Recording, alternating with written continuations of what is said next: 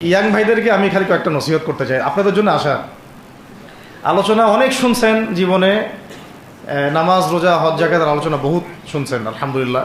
তো এখনও যদি আপনারা নামাজ রোজা হজ জাকাত তাসবিহ তাহলিল জিকির আজগার কোরআন তেলাওয়াত আখলাক ঠিক করা মুরব্বীদের পরামর্শ নিয়ে চলা ওলামায়ে কেরামের সাথে থাকা এইগুলো যদি এখনও ঠিক না হয়ে থাকে, তাহলে ভাই আপনাদেরকে আমি একদিন সময় দিচ্ছি, ঠিক করেন। আপনি কয়দিন সময় দিলাম?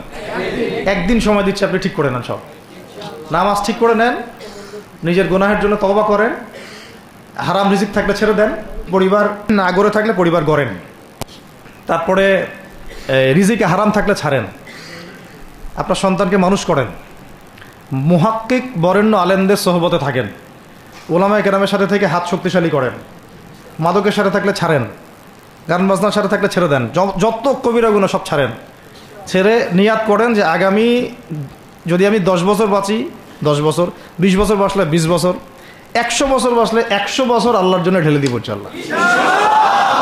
এটা আলোচনা আর আমি নতুন করে করতে যাচ্ছি না, অনেক আলোচনা এগুলো হয়েছে। আলোচনা শুরু হচ্ছে কোথা থেকে? এখন আমাদের কাজ আছে একটা। আমাদের কাজ 1 নম্বর কাজ হচ্ছে এখন পরিবর্তিত বাংলাদেশে কোনো ভারতীয় দালালকে আর জায়গা না দেওয়া, একদম সাফ কথা। বরং প্রত্যেকটা ডিপার্টমেন্টে যেখানেই তারা লুকিয়ে আছে ঘাপটি মেরে, এই প্রত্যেকটা ভারতীয় দালালকে এখান থেকে বের করতে হবে। এটা আমি একা বললে আমি পারবো না, আপনি একা বললে আপনি পারবেন না। প্রত্যেকটা এই বয়ানের জায়গা, মিনবর, খুতবা, ওয়াজ মাহফিলের প্যান্ডেল, আমাদের রাজনৈতিক দলগুলো, আমাদের ইসলামপন্থী দলগুলো যেগুলো আছে, সবার ইমারত থেকে আওয়াজটা আসতে হবে। কারণ এরা যদি আর একটা বার সুযোগ করতে পারে, না থাকবে আপনার দেহ আর না থাকবে আপনার মাথা। মানে এখনই তো আপনাকে হুমকি দিচ্ছে, যে কোনো সময় একটা একটা করে গুপ্ত হত্যা করবে এরা। তার আগে চট্টগ্রামে সাইফুল ইসলাম এক ভাইকে এটার বিচার এখন হয় নাই, কিন্তু যারা মারছে ওদের পক্ষ নিয়ে আমরা আবার সংখ্যালঘুর স্লোগান তুললাম। এ কেমন সংখ্যালঘু যে আমার ভাইকে জবাই করে হত্যা করে? হ্যাঁ, সংখ্যালঘু নির্যাতন তো হচ্ছে ভারতের এক একটা মসজিদ তারা ভাঙতেছে এখন। এটা একটা লক্ষণ। আস্তে আস্তে ওর মানচিত্র মসজিদের মতোই ভেঙে খান হয়ে যাবে ইনশাআল্লাহ। এরা যেমন অখণ্ড ভারত চায়, আমরাও অখণ্ড ভারতই চাই। আমরা চাই অখণ্ড ভারত হবে কালিমা লা ইলাহা ইল্লাল্লাহ মুহাম্মাদুর রাসূলুল্লাহ। আপনারা তো মনে করেন যে ভারত আমাদেরকে ঘিরে রাখছে, তাই না? আসলে ভারতকে আমরা ঘিরে রাখছি। এই দিক থেকে আমরা, এই দিক থেকে চায়না, এখান থেকে নেপাল, এখান থেকে ভুটান, এখান থেকে মায়ানমার, এখান থেকে পাকিস্তান, আর তার চেয়ে বাপ আছে না? ওদের সাথে কেউ পারছে এই পর্যন্ত? ভাইরা নিজেদেরকে গড়ে নিচ্ছে, এখন গোছাচ্ছে। এখন কথা হচ্ছে, আমরা একটা কাপুরুষতার পরিচয় দিচ্ছি। নেপাল ওকে টাইম দেয় না, ভুটান টাইম দেয় না, মায়ানমার টাইম দেয় না, চায়না তো দেয়ই না, আর আমরা তাকে একেবারে প্রভুর আসনে বসায় রাখছি। আমরা কি দিছি? আমরা ইলিশ দেই, আমরা ট্রানজিট দেই, আমরা রেল দেই, আমরা বন্দর দেই, আমরা আর কি দেই? গ্যাস তো দেই মাশাআল্লাহ, তারপরে পণ্যগুলো তো দিচ্ছি, গার্মেন্টস দিয়ে দিচ্ছি, আমাদের প্রশাসনের মধ্যে লোকজন দিয়ে দিচ্ছি, কর্মী শ্রমিক দিয়ে দিচ্ছি। এই জন্যই তো বলি, কেন সে স্ট্যাটাস দেয় যে এই স্বাধীনতা তার স্বাধীনতা। এটাই তাহলে কারণ। তার মানে তারা আমাদের সার্বভৌমত্বটাকে স্বীকার করে না, তাই না? তারা যদি আমাদের স্বাধীনতা সার্বভৌমত্বকে স্বীকার করতোই, তাহলে তো এরকম স্ট্যাটাস দিত না, দিত কি? তো এখন কথা হচ্ছে, আমরা মাথা নত করার জাতি না। আমাদের নবী মুহাম্মদ সাল্লাল্লাহু আলাইহি ওয়াসাল্লাম মাথা উঁচু করে দাওয়াতি কাজ করছেন। মার খেলেও কখনো তিনি মাথা নিচু করেন নাই। সাহাবায়ে কেরাম রাদিয়াল্লাহু আনহুম আজমাইন মাথা উঁচু করে দাওয়াতের কাজ করছেন, কারো সামনে মাথা নত করেন নাই ইল্লাল্লাহ, আল্লাহ ছাড়া। মার খেয়েছেন, হিজরত করতে হলে হিজরত করেছেন, কখনো মানুষ গালি দিয়েছে, গালি সহ্য করেছেন, কখনো মদিনা চলে যেতে হয়েছে, দেশ ছাড়তে হয়েছে, দেশ ছাড়ছেন, আবার কখনো ইসলামী রাষ্ট্র কায়েম করতে হয়েছে, রাষ্ট্রও কায়েম করছেন। জিহাদ করার দরকার, জিহাদও করছেন, কেতালের দরকার, কেতালও করছেন, আস্তে আস্তে মক্কা বিজয় করছেন, করেন নাই? সিরাত পড়তে হবে, সিরাতের ধারাগুলো আমাদেরকে বুঝতে হবে। এখন আমরা তো তার উত্তরসূরি, আমরা তাদের উত্তরসূরি। প্রথম কথা হচ্ছে আমরা আমাদের নতজানু মনোভাবটাকে আগে ত্যাগ করতে হবে, 1 নাম্বার। আর অতীতের জীবনের যে ভুল ত্রুটিগুলো দ্রুত সংশোধন করতে হবে। মানে এখন আর আমাদের হাতে অনেক লম্বা সময় আছে এমন না বিষয়গুলো। কত কি যে দ্রুত হয়ে যাবে আপনি হয়তো ভাবতেও পারবেন না। বিশ্বটা খুব দ্রুত চেঞ্জ হচ্ছে। এই অল্প সময়ের মধ্যে আপনার ভাইরা দাঁড়ায় গেছে, অল্প সময়ের মধ্যে দেখলেন যে পরিবর্তন হয়ে যাচ্ছে। তারপরে আপনি কয়দিন পরে দেখবেন ইনশাআল্লাহ যে এই আপনার অবস্থাও পরিবর্তন হবে ইনশাআল্লাহ। তখন এরা আবার কি বলবে? যোদ্ধা। তখন ঠিকই বলবে যোদ্ধা। এখন বলতেছে বিদ্রোহী, বলতেছে। তো একটা বিষয় আগে বলে নেই, এটা বোঝার দরকার আছে যে দেখেন যে অবস্থা চলতেছে সেখানে কিন্তু আমাদের তাবলিগের মেহনতটা মূল না, সেখানে আমাদের মেহনতটা মূল, তাই না বিষয়টা? ওখানে তো সবাই ওখানে বোম পড়তেছে, ওখানে কি সবাই তাবলিগের মেহনত করবে? হাতে নেওয়া ফরজ। এটা বোঝার জন্য আপনার তো মুফতি হওয়ার দরকার নেই। হ্যাঁ, আবার তখন কি শুধু তাবলিগটা ফরজ ছিল, না ওদের হামলা প্রতিরোধ করা ফরজ ছিল? ফরজ ছিল। একই অবস্থা হয়েছে, কিন্তু বাংলাদেশে এখন সেই অবস্থাটা নাই। কিন্তু বাংলাদেশে তাবলিগের মেহনত, আমর বিল মারুফ নাহি আনিল মুনকারের মেহনত তো চলবে। মানে তাবলিগের মেহনত, দাওয়াতের মেহনতটা চলবে। যদি কখনো বাংলাদেশে দেখা যায় যে দেশের শত্রুরা বা দিনের শত্রুরা বা উগ্রবাদীরা এই দেশের স্বাধীনতা সার্বভৌমত্বের উপর আক্রমণ করে, তখন কি আমাদের উপরে জিহাদ ফরজ হবে কিনা? এখন যদি তাই হয়, এখন আপনাদের কি মনে হয় এটার সম্ভাবনা আছে না নাই?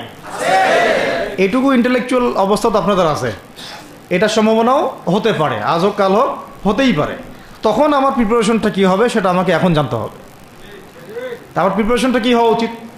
প্রথম প্রিপারেশন হওয়া উচিত আগের সমস্ত জিন্দগিতে যা করছি নিজেকে আল্লাহর দিকে ফিরাই নিয়ে আসা। এটা প্রথম কাজ। যে আল্লাহর দিকে ফিরে আসা নেই, তার সাথে না জিহাদের সম্পর্ক আছে না কিতালের কোনো সম্পর্ক আছে, সে তো আল্লাহর পথেই নাই। তো প্রিয় যুবক ভাইরা, আগে প্রথম কথা হচ্ছে আগে আপনি আল্লাহর দিকে ফিরে আসেন, 1 নাম্বার। দ্বিতীয় কথা হচ্ছে এরপরে আমাদের প্রয়োজন শারীরিক প্রস্তুতি। শারীরিক প্রস্তুতি যেমনটা বললাম যে কোনো অবস্থাতেই আলেম ওলামাদেরকে, দায়ীদেরকে, মুফতিদেরকে, মুহাদ্দিসদেরকে, মাদ্রাসার শিক্ষকদেরকে, খতিবদেরকে ভিতরে ঢুকতে দেওয়া যাবে না। কারণ আপনাদেরকে যদি ভিতরে নিয়ে যাওয়ার স্কোপ পায় তারা নতুন করে আবারও কেউ, তাহলে আর সুস্থ রাখবে না, তো ফিজিক্যালি আপনি ঠিক থাকতে পারবেন না। অতএব একটা সামাজিক প্রতিরোধ গড়ে তুলতে হবে সবসময়। মানে একটা এলাকার মধ্যে একজন আলেম আছেন, সেই আলেমকে এলাকা থেকে নিতে পারবে না, তাকে নেওয়ার আগে 100 জনের উপর গুলি চালাইতে হবে, এমন একটা মুভমেন্ট থাকতে হবে। প্রতিবাদ না করলে আপনি বান্দরবনে যান, বান্দরবনের পাহাড়ি এলাকায় গিয়ে কোন একটা পাহাড়ি লোককে উঠাই নিয়ে আসেন, দেখি কত বড় সাহস আছে আপনার। আর্মি পর্যন্ত পারে না। কে পারে না? সেনাবাহিনী পারে না। পারে? পাহাড়িরা ওখানে ঐক্যবদ্ধ হয়ে যায়, ওদের মহিলারা ঝাড়ু নিয়ে সামনে চলে আসে। এই আমাদের বান্দরবনের কথা বলতেছে। ওখানে যে কুকিচিং একটা ফ্রন্ট গঠন করছে সশস্ত্র বিদ্রোহীরা, ওই অংশটুকুকে নিয়ে একটা মাস্টার প্ল্যান আছে ওদের। ওই অংশটুকুতে তারা একটা খ্রিস্টান রাজ্য বা আলাদা একটা পাহাড়িদেরকে নিয়ে একটা রাষ্ট্র প্রতিষ্ঠা করতে চায়। এটা ওদের স্বপ্ন আর কি। এই উদ্দেশ্যে তারা হাঁটতেছে এবং তারা অস্ট্রেল ভাষায় কথা বলে। ওখানে তারা পতাকা বানাইছে, মানচিত্র বানাইছে, এমনকি লাস্ট টাইম আমরা ওখানে গিয়ে শুনলাম যে মুদ্রাও নাকি বানাচ্ছে। মুদ্রা হাসতেছেন? বিষয়টা কত ডিপ। আমাদের রাষ্ট্রে যে কত সমস্যা, আর জানি না যারা দায়িত্বে আছে তারা কি করতেছে, আসলে কোন দিকটা সামাল দিচ্ছে।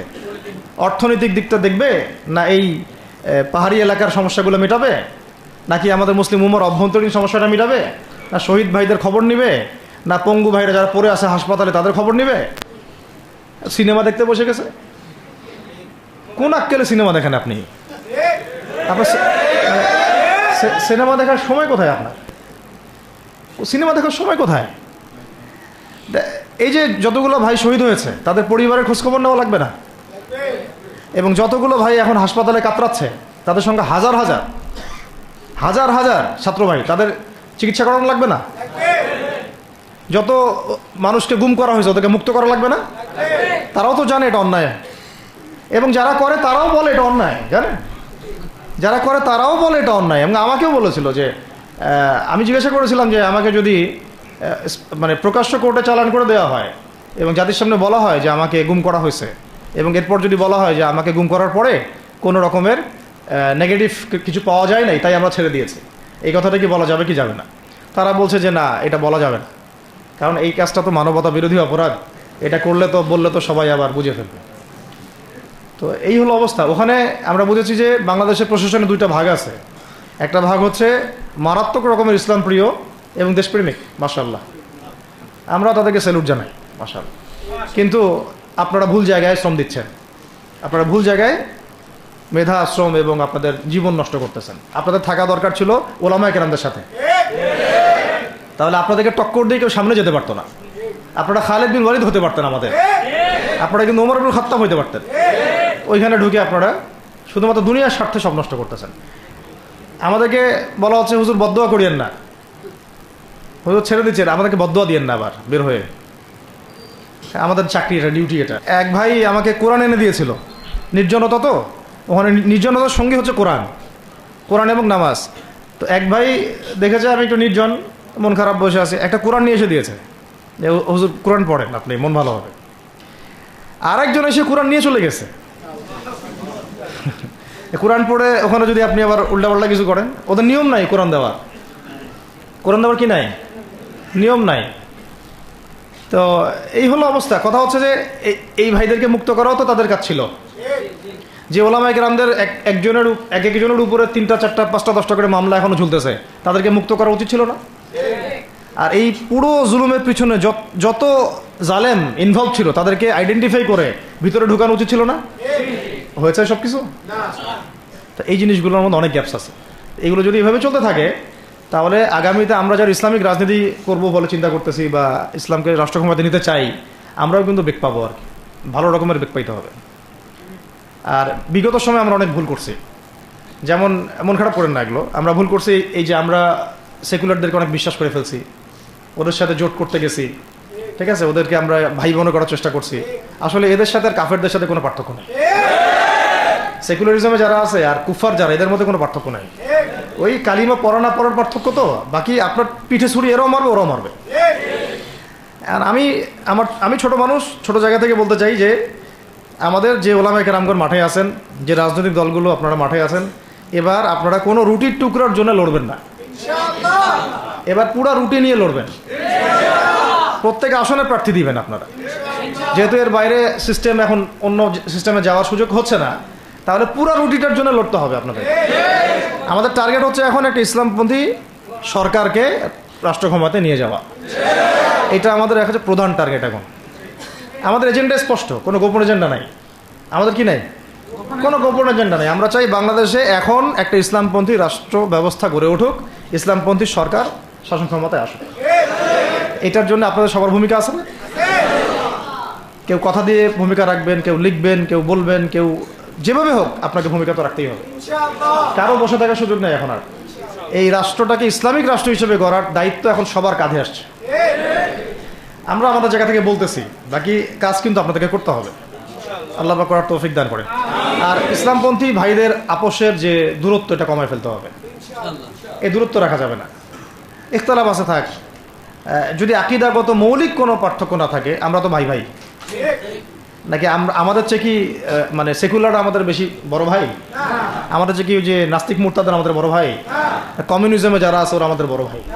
না এই গণতন্ত্রপন্থী যারা একবারে কট্টর, ওরা আমাদের দিনী ভাই নাকি?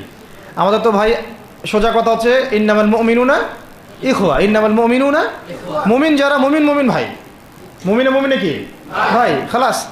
আল মুসলিম ওয়া আখুল মুসলিম, মুসলিমের ভাই কি? মুসলিম, খালাস, এইটুক। মুসলিম আমার ভাই, মুসলিম আমার ভাই। এখন যারা এদেশের রাষ্ট্র ক্ষমতায় ইসলামকে চায় না, তারা আমাদের ভাই না। সে যে কোনো নামেই আসুক, এক্স ওয়াই জেড, দেখার দরকার নেই। এক্স নামে আসুক, ওয়াই নামে আসুক, জেড নামে আসুক, যারা রাষ্ট্র ব্যবস্থা ইসলামকে চায় না, তারা আমার ভাই, খালাস, সোজা কথা। এবং রাষ্ট্র ব্যবস্থা ইসলাম চায় যে ভাইরা আমাদের, ওই ভাইদেরকে একসাথে থাকতে হবে। আল্লাহর কসম করে বলতেছি, ইনশাআল্লাহ যদি এই ভাইরা আমরা একসাথে থাকতে পারি, এর সাথে আমরা দায়ীরা, তালেবে ইলমরা এবং আপনারা তো যুব সমাজ আছেন, আমাদেরকে টক্কর দিয়ে বাংলাদেশের রাষ্ট্র ক্ষমতায় কেউ যাইতে পারবে না, ইনশাআল্লাহ। সবাইকে ভূমিকা রাখতে হবে। এখন অন্য আলোচনা চেয়ে এই আলোচনাটাই বেশি দরকার। অন্য আলোচনা অনেক শুনছেন জীবনে, এখন বাংলাদেশে দরকার একটা ইসলামপন্থী রাষ্ট্র ব্যবস্থা, এর বাইরে কোনো আলাপ নাই। এখন এটা প্রতিষ্ঠা করার জন্য কি করতে হবে সেটা ফিকির করে না। তো কি করতে হবে বলেন? প্রথম কথা হচ্ছে আমাদেরকে আগে বৈশ্বিক জালেমদেরকে চিহ্নিত করতে হবে। পুরো বিশ্বে কারা জালেম এটা কি চিন্তা করা বাকি আছে? পুরো বিশ্বের সবচেয়ে বড় জালেম যে সবচেয়ে বড় জালেম এটা চিন্তা কি আপনার বাকি আছে? এই কথা বলতে যে ভয় পায় তার তো নবীর ওয়ারিস হওয়ার দাবি করার উচিত না। এটা খোলামেলা, এটা সবাই জানে। সারা বিশ্বের জুলুমের কারখানা হচ্ছে, মানুষ ত্রাণ নিতে গেলে পর্যন্ত সেখানেও মানুষ হত্যা করছে। আমরা এটা দেখার মতো আর সাহসী নাই। অনলাইনে এগুলো আমাদের দেখতে গেলে যে বাচ্চাদের অবস্থাগুলো আমাদের চোখের সামনে আসে, আমি স্কিপ করে চলে যাই। হয়তো কতটুকু দোয়া করতে পারি আল্লাহ ভালো জানে। দোয়া করে কি করব? আমার দোয়ার তো তার দরকার নাই। আমার দোয়ার তার কি দরকার আছে? আমাদের মতো পাপী মানুষের দোয়া দিয়ে তার কি হবে? এখানে তো স্পষ্ট যে পুরো বিশ্বের জালেমের শক্তির কেন্দ্রস্থল কোনটা, সেখান থেকে সব মাস্টার প্ল্যান হচ্ছে। আর যদি ওই কোনো সেবা দাসকে আমরা ক্ষমতায় নিয়ে আসি, আমাদের ভুল হবে না? ছাত্র ভাইরা এই ভুলটা করছে, ছাত্র ভাইরা ভুলটা করছেন, কারণ আপনাদের দিনের জ্ঞানের বুঝের কারণে করছেন, বুঝের অভাবের কারণে করছেন। ঠিক আছে, ঠিক আছে, এখন যে মানে সম্ভাবনা শেষ হয়ে গেছে এমনও না। আর এখন সবাই প্রতিবাদের ভাষায় কথা বলতে পারে। একটা রেভলিউশন ঘটানোর মতো সিচুয়েশন বাংলাদেশে আছে। অন্তত পক্ষে আমাদের ভাইদের মধ্যে আমরা দেখেছি, ছাত্র ভাইদের মধ্যে সাহস তো মাশাআল্লাহ অবশ্যই আছে, ডেডিকেশন আছে, জীবন দেওয়ার মানসিকতা আছে। তাদেরকে খালি নার্সিং করতে হবে, জীবনটা যেন ভুল পথে না যায়। এখন আবু সাঈদের রক্তের উপর দাঁড়ায় যদি কোনো সেকুলার ক্ষমতায় আসে, তাহলে এটা আবু সাঈদের রক্তের সাথে গাদ্দারি হচ্ছে।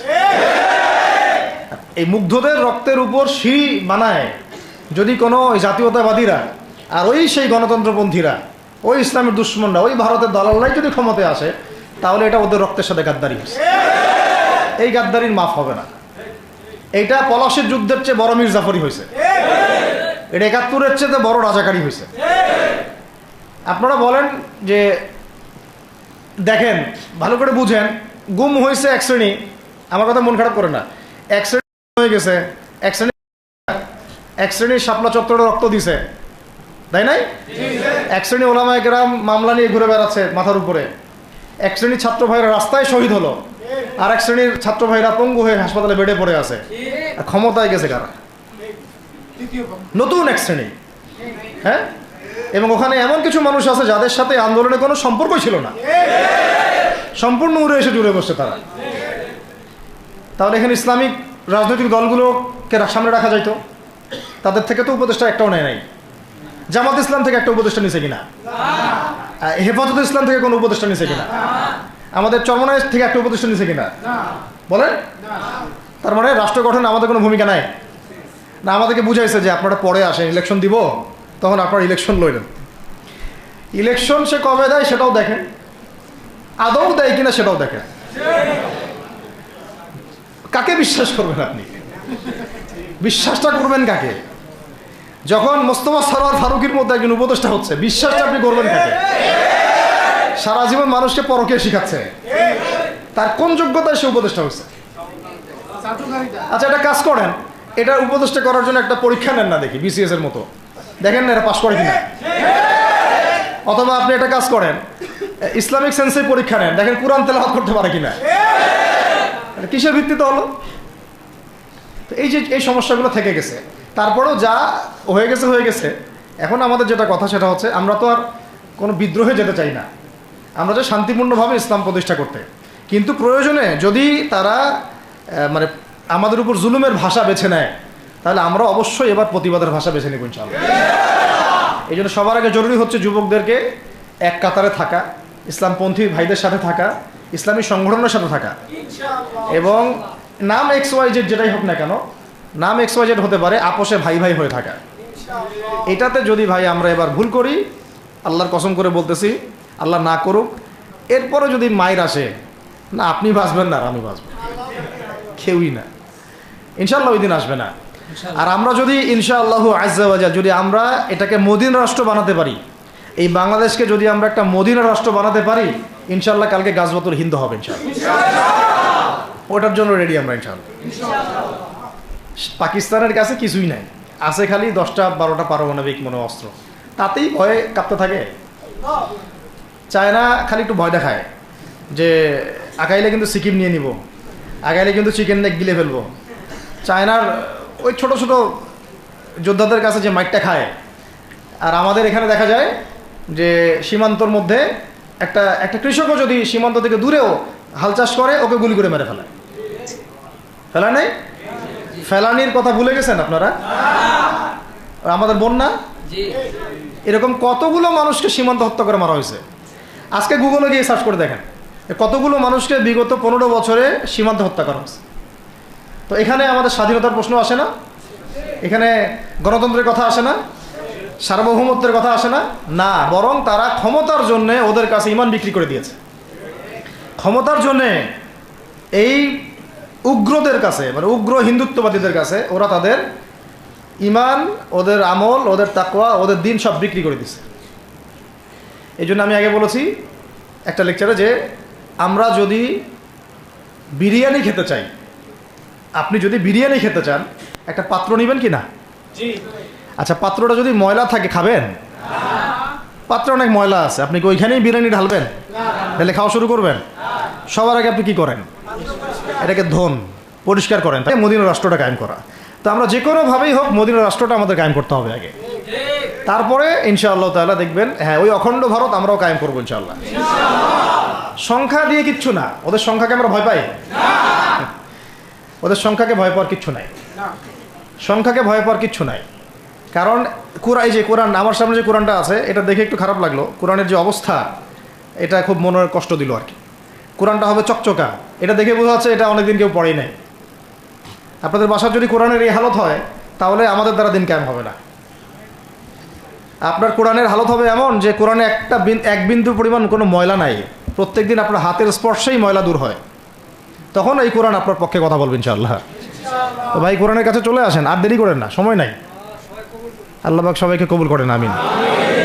এই মসজিদগুলোকে কাজে লাগান, এখানে তালিমি বৈঠক চালু করেন প্রত্যেক সপ্তাহে। আমি যদি প্রত্যেক মাসে রংপুরে আসি, প্রত্যেক মাসে সময় দেবো ইনশাআল্লাহ। আপনারা এখানে ইমাম ঠিক করেন, খতিব ঠিক করেন, এবং ওই যে টিচার ঠিক করেন, করে আপনারা কোরআন শিক্ষার ব্যাচ চালু করেন, কোরআনের তাফসীরের ক্লাস চালু করেন, তারপরে তুলনামূলক আরবি ভাষা শিখেন। মানে এগুলো শিখে নেন তাড়াতাড়ি, সময় নাই এগুলো, আমাদের হাতে সময় কম। এগুলো আজকে থেকে 10 বছর আগেই শেখা উচিত ছিল, তাই না? কিন্তু আমাদের এই সেকুলার শিক্ষা ব্যবস্থা আপনার জীবন থেকে 20 বছর কেড়ে নিছে। 20 বছর পড়াশোনা করার পরে আমি চ্যালেঞ্জ করতেছি, এই যে লাখ লাখ টিচারকেও যদি আপনি কোরআন তেলাওয়াত ধরেন, সহি বলতে পারে না, অথচ তারা জাতির শিক্ষক হয়ে বসে আছে। তো সেকুলার শিক্ষা ব্যবস্থাটা আমাদের জীবন থেকে পুরা ইসলামের হকটাকে নষ্ট করে ফেলছে। আপনার অধিকার ছিল যে আপনি একজন স্কুলের স্টুডেন্ট, আপনি কোরআন পড়তে পারবেন। আপনি একজন কলেজের স্টুডেন্ট, আপনি কোরআনের তাফসীর করতে পারবেন। আপনি একজন ইউনিভার্সিটি পাস করেছেন, আপনি হাদিসও পড়তে পারবেন, এবারও তো দিতে পারবেন, এরাও দিতে পারবেন। এটা আপনার হক ছিল, কিন্তু এই হকটা নষ্ট করছে কারা? এই সেকুলার শিক্ষা ব্যবস্থা নষ্ট করে ফেলছে। এখন তো কিছু করার নাই। তো এটাতে আমাদের দোষ কি? আমাদের দোষ হচ্ছে আমরাই তো তাদেরকে ভোট টোট দিয়ে উপরে উঠেছিলাম। আমাদের বাপরা উঠাইছে, আমাদের বাবারা উঠাইছে, তার বাবার উঠাইছে। তা আমরা তো ওই সময় ইনসাফ করি নাই, ফল আমাদেরকে ভোগ করতে হয়েছে। আপনি এই প্রসঙ্গটা দুটো কথা বলেই ফেলি, নাহলে আমি মানে হকাদায় হয় না। একটা মুসলিম ঘরের ছেলে, তার অধিকার নাই প্রাইমারি স্কুলে গিয়ে সে কোরআন শিখবে? আচ্ছা, আমাদের মৌলিক অধিকার কি? খাদ্য, বস্ত্র, বাসস্থান, শিক্ষা, চিকিৎসা, 5টা বলি না? তো কোরআন আমার মৌলিক অধিকার না? মুসলিম পরিবারের সন্তান আমি, কোরআন আমার মৌলিক অধিকার না? তারপর প্রাইমারি স্কুল আপনাকে শিখায় নাই, হাই স্কুল আপনাকে শিখায় নাই, এমনকি কারমাইকেল শিখাইছে আপনাকে, বেগম রোকেয়া বিশ্ববিদ্যালয় শিখাইছে? এরাও শিখায় নাই। এমনকি বিসিএস ক্যাডার হচ্ছেন কোরআন ছাড়াই, ডক্টর হচ্ছেন কোরআন ছাড়াই, ইঞ্জিনিয়ার হচ্ছেনও কোরআন ছাড়াই। এমনকি শিক্ষা কমিশন গঠন হচ্ছে, ওই কমিশনের লোকদেরও কোরআনের জ্ঞান নাই। টকশোতে এসে আবার ঠিকই পটর পটর করে, কোরআনে পড়তেও পারে না, টকশোতে এসে পটর পটর করে। এই তো বিগত 10 বছর তো টকশোর বছর ছিল, খালি টকশো, দেখেন নাই? আলোচনা আলোচনা আলোচনা, একটা ন্যারেটিভ তৈরি করা হচ্ছিল ইসলাম নিয়ে যারাই কথা বলবে এরাই জঙ্গি, এরাই মৌলবাদী, এরাই সন্ত্রাসী।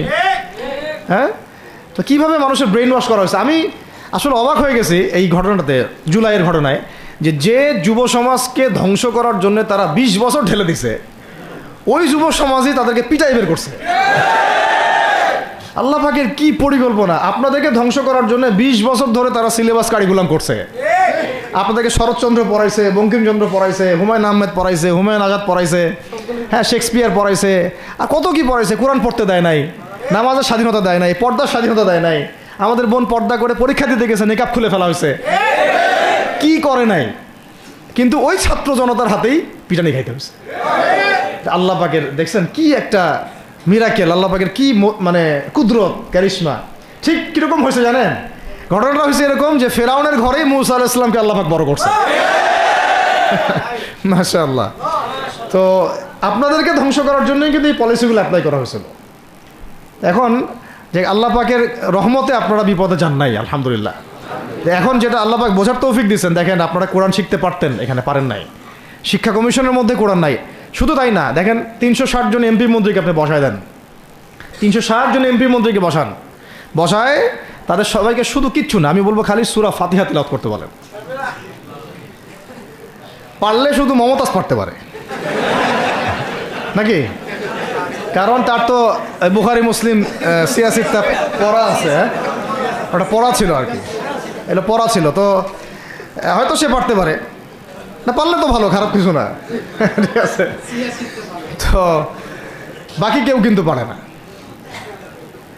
আর বেশি দিয়ে না, অল্প না, ঠিক আছে, শেষ করতেছে। তো এখন প্রিয় ভাইরা, এখন কথা অনেক হয়ে গেছে। মূল কথা হচ্ছে যে আমাদেরকে এখন একটা নতুন উদ্দেশ্য নিয়ে, টার্গেট নিয়ে, একটা মিশন নিয়ে আগামীকাল থেকে পথ চলতে হবে ইনশাআল্লাহ। প্রথম গন্তব্যটা কি? আমরা বাংলাদেশকে একটা মদিনা রাষ্ট্র কায়েম করতে চাই। সেটা যদি করতেই হয় তাহলে আমাকে কার আদলে করতে হবে, কার সুন্নতে করতে হবে? নবী মুহাম্মদ সাল্লাল্লাহু আলাইহি ওয়াসাল্লামের তরিকায়। এবং তার তরিকার প্রথম কাজটাই হচ্ছে আগে ইলম শিখতে হবে। কি শিখতে হবে? এই মসজিদগুলোকে কাজে লাগান, মাদ্রাসাগুলোকে কাজে লাগান। এবং 2 নম্বর হচ্ছে ইলম একা একা শেখা যাবে না। ইলম একা একা শেখা যাবে না। 20 বছর তো আপনি একা পড়াশোনা করেন নাই, প্রতিষ্ঠান ছিল, ওস্তাদ ছিল, তাই না? টিচার ছিল, আপনার একাডেমিক কারিকুলাম ছিল। ঠিক ওই রকমই দিনের ইলমও একা একা শেখা যাবে না, ওস্তাদ লাগবে। এবং আলহামদুলিল্লাহ আমাদের বাংলাদেশে ওস্তাদদের অভাব নাই, আলহামদুলিল্লাহ। প্রত্যেক জেলায় জেলায়, উপজেলায়, সব জায়গাতেই মুহাক্কিক বরেণ্য আলেমগণ আছেন, আলহামদুলিল্লাহ। আর আপনি খুঁজে বের করবেন কে মুহাক্কিক আলেম। আমি কিছু মানে তাদের বৈশিষ্ট্য বলতে পারি যে তারা নিজেকে জাহির করেন না, বিনয়ী হন, অহংকারী হন না। তারা এত বেশি আইওয়াশ শোডাউন এত পছন্দ করেন না, নিজেকে আড়াল করার চেষ্টা করেন। হক কথা বলতে তারা ভয় করেন না। এবং তারা অনেক গভীর জ্ঞানের অধিকারী হওয়া সত্ত্বেও অনেক বেশি বিনয়ী হন আর কি। এগুলো দেখে আপনি চিনবেন, ঠিক আছে? আমাদের সালাফরা তো বলতেন যে মুহাক্কিক মানুষকে পাবেন 2 জায়গায়, এক হচ্ছে মাটির তলে, আরেকটা হচ্ছে জেলখানায়, ঠিক আছে? তো যাই হোক, এখন অনেক বরেণ্য উলামায়ে কেরাম আমাদের সমাজে আছেন। তাদের যে কারোর সাথে অন্তত একজনের সাথে নিসবত রাখেন, অন্তত একজনের সাথে নিসবত রাখেন, ঠিক আছে? তো এটা আমাদের সৌভাগ্য, আলহামদুলিল্লাহ, যে বাংলাদেশে বহু মাদ্রাসা, বহু কওমি মাদ্রাসা, আলিয়া মাদ্রাসা, অনেক ধরনের মাদ্রাসা আছে। কিছু সংকীর্ণতা বা কিছু সমস্যা আমাদের মধ্যে থাকতে পারে, এটা যে কোনো জায়গায় থাকতে পারে, কিন্তু আলহামদুলিল্লাহ এই খেদমতটুকু আছে বলেই এখন পর্যন্ত দ্বীন ইসলামকে তারা মিটাইতে পারে নাই, আলহামদুলিল্লাহ। তো ইলম শিখবো 1 নাম্বার। 2 নাম্বার হচ্ছে ইলম মুহাক্কিক কোন আলেমের সোহবতে শিখবো, একা একা শিখবো না। 3 নাম্বার হচ্ছে যা শিখবো আমলে নিয়ে আসতে হবে। কি বললাম? যা শিখবো আমলে নিয়ে চলে আসতে হবে, ফেলে রাখা যাবে না। আল্লাহ আমাকেও তৌফিক দেন, আপনাদের সবাইকে তৌফিক দান করেন। 4 নাম্বার সময় কাজে লাগাইতে হবে, সময় কাজে লাগাইতে হবে। কোনো অবস্থাতেই আর হেলায় ফেলায় সময় নষ্ট করবো না, আমিও করবো না ইনশাল্লাহ, আপনারাও করবেন না ইনশাল্লাহ। 5 নাম্বার হচ্ছে নিজের প্রতিভাকে খুঁজে বের করবেন। সবাইকে আল্লাহ কিছু না কিছু প্রতিভা দিয়েছেন, প্রতিভা খুঁজে বের করে ইসলামের জন্য কাজে লাগাবেন।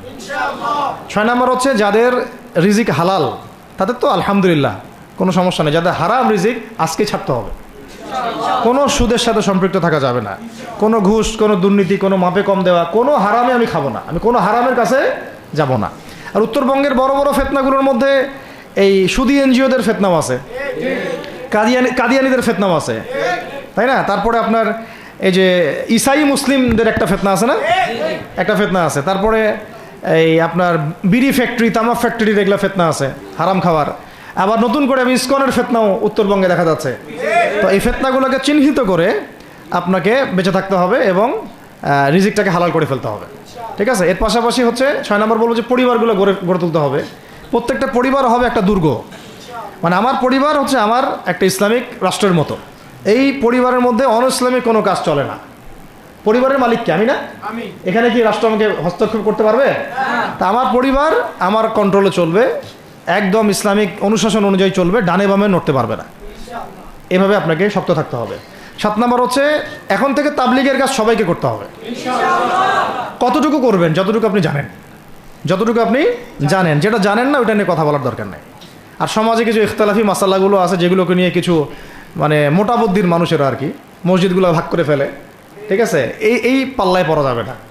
ইখতলাফি মাসালাগুলো সাহাবীদের যুগ থেকেই ছিল, এগুলো নিয়ে মতবিরোধের সুযোগ নাই। এটা তার কাছে এই মাসালাটা অথেন্টিক মনে হয়, সে আমল করতেছে, করুক। আমার কাছে এই ফিকহের আলোকে এটা বেশি অথেন্টিক মনে হয়, আমি এটা আমল করতেছি। এগুলো নিয়ে কোনো রকমের আর দ্বন্দ্বে যাবেন না। বরং আমরা এখন ঐক্যবদ্ধ হব কিসের ভিত্তিতে?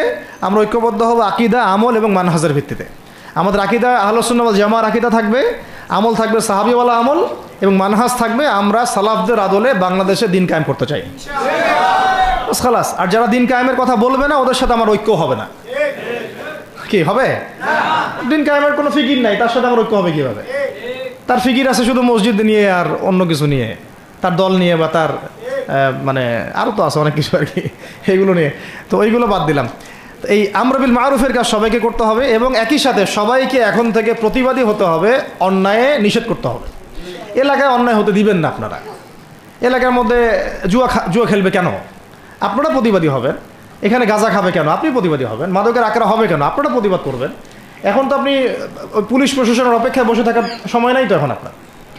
একজন নেককার, মুত্তাকি, পরহেজগার মানুষ প্রত্যেকটা এলাকায় থাকা দরকার।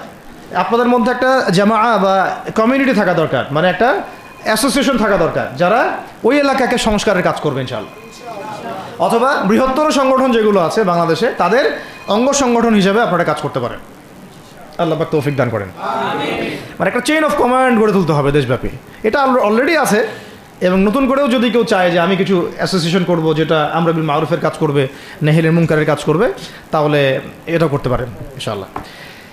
আর এর সাথে আমি বলবো যে আমাদের জান, মাল, সময়, শ্রম, কটা কথা বললাম? জান, মাল, সময় এবং শ্রম। জান, আমাদের মাল, আমাদের সময়, আমাদের শ্রম, এই 4টা জিনিসকে আল্লাহর জন্য ওয়াকফ করে দিতে হবে। দুনিয়াতে মুসাফির আমরা, দুনিয়াতে কি আমরা মুসাফির। আমাদেরকে পাঠানোই হয়েছে আল্লাহর ইবাদত করার জন্য। এবং শুধু একা ইবাদত করবো কেন? আমি কি স্বার্থপর? আমার পরিবারটাও করতে হবে। এবং শুধু পরিবার কেন করবো? আমার সমাজটাও করতে হবে, আমার রাষ্ট্রটাকেও করতে হবে। কারণ রাষ্ট্রীয় কাঠামোতে ইসলাম না থাকলে আমি সমাজ চেঞ্জ করতে পারবো না। আসলে সহজ কথা, সব কথা কিন্তু ওই গোড়াতে গিয়ে ঠেকতেছে। কারণ রাষ্ট্র ব্যবস্থায় যদি ইসলাম না যায়, রাজনীতির মধ্যে ইসলাম যদি না যায়, এবং একটা ইসলামিক শরিয়া ভিত্তিক বা ইমারা ভিত্তিক রাষ্ট্র যদি কায়েম না হয়, এই শব্দগুলো হয়তো তারা বোঝে না। মানে ইসলামী একটা রাষ্ট্র ব্যবস্থার কাঠামো যদি না থাকে, তাহলে আপনি ব্যাংকিং সিস্টেমকে সংস্কার করতে পারবেন না, সুদের মধ্যে সংস্কার আনতে পারবেন না, শুধু এনজিওর বিরুদ্ধে আপনি কোনো পদক্ষেপ নিতে পারবেন না, আপনি সমাজের এই যে ফাসাদ, নোংরামি, এগুলো বন্ধ করতে পারবেন না, আপনি এই যে কাদিয়ানি মতবাদের বিরুদ্ধে কিছু করতে পারবেন না, ওদের অর্থনৈতিক ডানা আপনি কাটতে পারবেন না, ওদের পলিটিক্যাল সাপোর্ট আপনারা কাটতে পারবেন না। তারপরে ওই জায়গায় ইসলাম না গেলে এই সাংস্কৃতিক আগ্রাসনগুলো কাটাতে পারবেন না।